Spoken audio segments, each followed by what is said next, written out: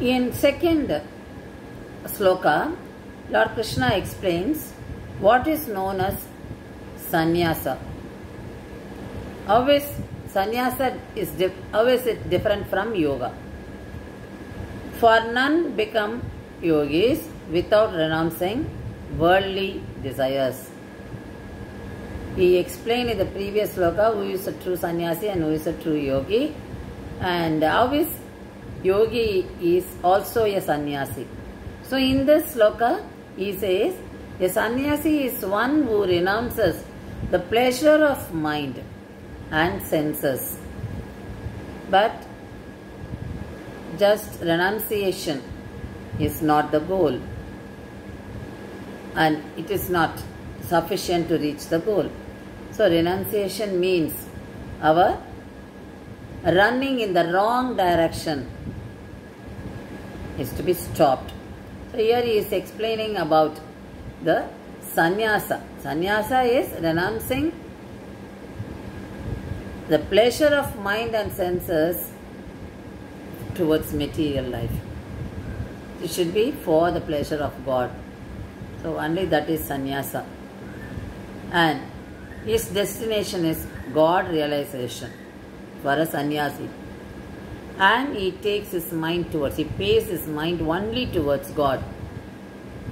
He understands that. He gets the divine knowledge. He follows this divine spiritual path. So he gets the divine knowledge and his mind is always towards God. So his destination is God realization.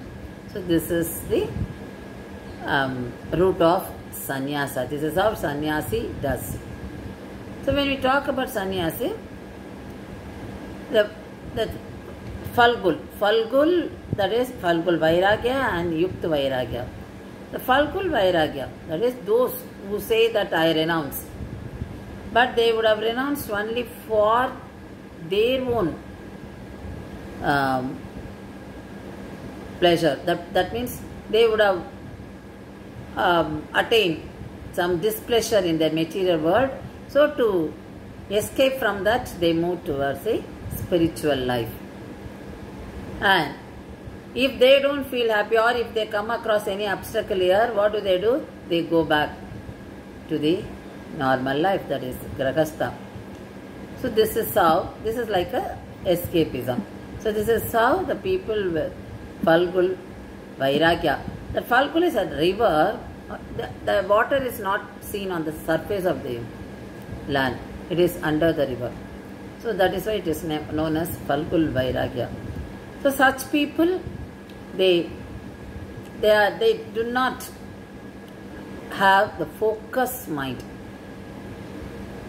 Just for escaping from one to another, they are taking up this, and they are not steady in what they have taken, that is the decision. So the real sannyasi is the one who is yogi. So yogi always unites his mind with God. And yogi, who is a yukta vairagya, he thinks only about God. He remains in grahastha, he is a householder, but carrying on the activities without any personal desire. He does everything for the sake of God, for the pleasure of God. And even the money if he is using is for the service of God. Whereas the falgul, those who have falgul vairagya, what do? They feel that money is, they should run away from money. They move away from money without using it, because it is made up of material energy. So here they feel the money is also created by God. So let's use this for the service of God, for the pleasure of God. So for every yogi, there is a sannyasi within, because they look inside. They seek happiness within themselves, because they know Atma is Anandamaya. It is knowledgeable. It is self-illuminated. So they look in. They carry on all the activities. They remain as grahastha, and they do like sannyasi. So in what way they act like sannyasi? They also give up a selfish desire. There is no desire for themselves. Whatever they have, they are using it for the pleasure of God. So in that way they are giving up the material pleasure, that material objects.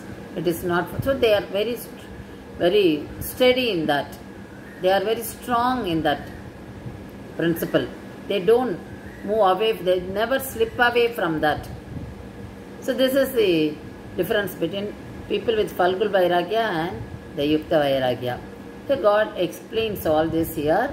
So one can be sannyasi. If one is yogi, he can be sannyasi also. So obviously sannyasi by looking in, seeking happiness inward and giving up pleasure of his own self. That is, he is doing for the sake of God. And he is realizing that Paramatma is within himself. And he is carrying on his duties. So this can be understood by a story. Once there was a Jayadeva who was doing meditation for months together. Then one rich man visited his house. He was living with his wife. So the man visited. So at that time he opened his eyes, and the rich man was so happy to see him because he was in meditation for many months and he wanted to take him to his house. So he requested him, pleaded with him. Then Jayadeva said no. And when he requested, he said, okay, this is the will of Vitala, so I will come. Then he got in and he went to his house. The next day, he was about to leave. Then the rich man gave him a bundle of bag of gold coins, jewels and everything, and asked him to go buy his cart, horse cart. But everything was rejected by Jayadeva. He said, no, I don't want all this. And the rich man prostrated at him and said, please accept at least this right in horse cart. Then, okay, this is the will of Vitala, so I will do that. Then they went. Then on the way, there were some thieves stopped the cart and asked Jayadeva, because they thought that beautifully decorated cart, so there must be something valuable. That is why they chased. And the one who was riding this, that charioteer, he went off, and Jayadeva was caught. And these thieves, if we allow them to go away, he will tell the other people that we did so. So they all pushed him into the well, and they cut his leg and arm and pushed him into the well. Then after some time, the king was coming, Kraunjak Mannan. The king was coming that side, and he could hear some murmuring sound, and he found this man where Jayadeva was in the well, and he called his army people and asked him to lift him, and he took him to his palace, and he was well treated there. Then he said, I have to go. But the king said, no, you have to be, I want you to be here. You are such a jnani, you are, so I want you to be. I like this, your presence here, because you are vibrating this place with good, positive thoughts, so I want you. Then again, he said, okay, this is a will of Vitala, so I will stay. Then Jayadeva introduced the system of giving danas to many people on the day and inviting sannyasis and providing the annadana food to those people. So that was happening every day. These thieves came to know that it is being done in this palace. So let's go. Why troubling ourselves here? So let's earn by this way. They came here, and Jayadeva could identify them.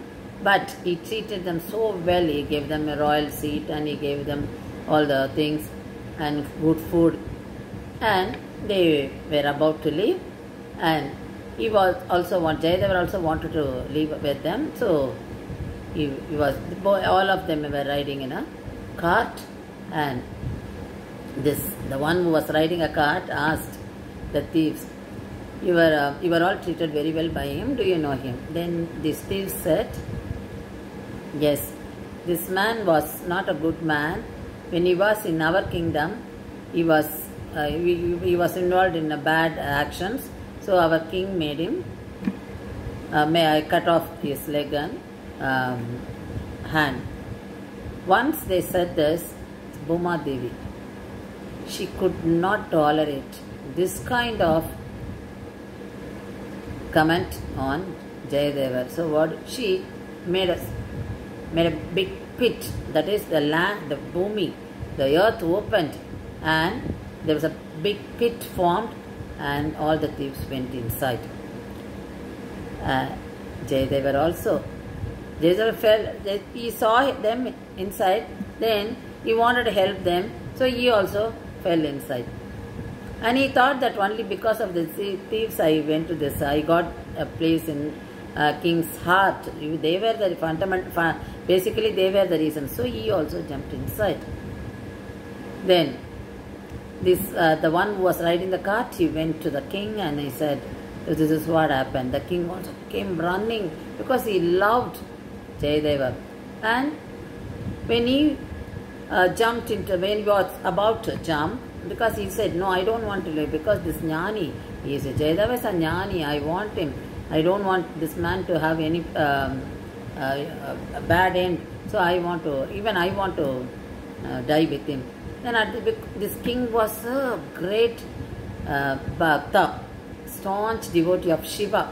So Lord Shiva appeared at that time and Shiva told the king, you don't do that, you wait, and today you got my darshan because of this Jayadeva, and very soon you will get the darshan of Sri Hari also. So you don't be in a hurry. Sri Hari will, that is Sriman Narayana, will save you all. So don't worry. Then he disappeared. Then the king, when he looked into the pit, he found Sriman Narayana with conch and disc appeared in the pit, and so happy, and the God saved Jayadeva. When Jayadeva was saved, Jayadeva told God, you save the thieves also, because for anything happened in my life so far, they were the reasons for that. So you please save them also. So this is how the Jnana is. So this is a message we get from this story. So how the Jnanis, they always have concern for others and they don't want to enjoy any material pleasure. So that is why he was not ready. So in everything, whenever anything happened, he used to say, oh, this is a will of Vitala. This is a will of Vitala. Even when he was falling into the pit, he said, oh, this is a will of Vitala. If he would have escaped. But he didn't do that because he had concern for the thieves. And he wanted to save everyone. So the Jnana is always, the sannyasis always have. And here we find Jayadeva had wife, Karma Yogi. So being a karma Yogi, he behaved like Jnani, the sannyasi, that is Karma Yogi and sannyasi, they work for the welfare of others. This is what we see in this. And how the king was a Karma Yogi. He was a king.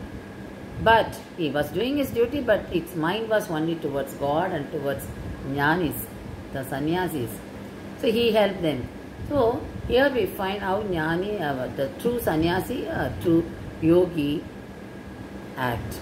So their concern is the welfare of others, their mind is only towards God and they are not attached to the material welfare. They always wanted to be detached from material and wanted to share with others. So this is the message for us, how we should not be attached to the material and get into the problems.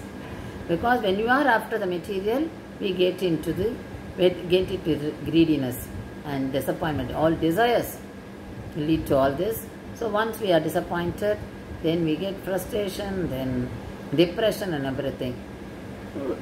The purpose of reading Bhagavad Gita and scriptures and all these Puranic stories which took place in the Puranas give us moral strength And don't lose heart. Even anything happens, you have faith in God, and you should follow only the path shown by God and saints.